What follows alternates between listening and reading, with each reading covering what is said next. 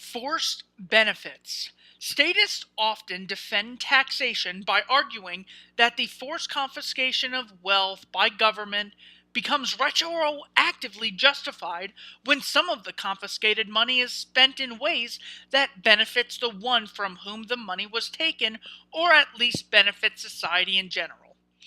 For example, a statist may argue that if someone drives on a road that was funded in part by money taken from that person, or indirectly benefits from some others being able to use the road, then that person should not complain about having been taxed to fund it. Ignoring the true nature of the situation, statists mischaracterize this as simply paying for services.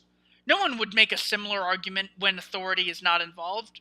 Suppose, for example, that a restaurant delivered a meal to someone who has not ordered it and then sent over armed thugs to collect hundreds of dollars from that person. If the person, after being extorted in any way, chose to eat the meal, no rational person would argue that would make the restaurant's actions morally acceptable. Yet, that is exactly analogous to the usual view of statists that if someone benefits from government services, he should not complain about taxes. The unstated premise is that legal robbery is perfectly legitimate as long as authority afterwards provides some benefit to the one who was robbed.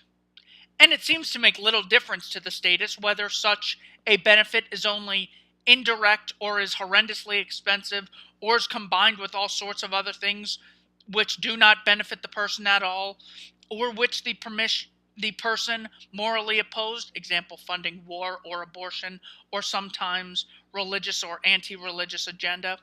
This is because statists believe that ultimately it is the prerogative of those in authority, not of those who earn the money, to decide how wealth should be spent, and that as long as the ruling class claims to be robbing and controlling people for their own good, the peasants have no right to resist whatever coercion and violence the masters deem necessary.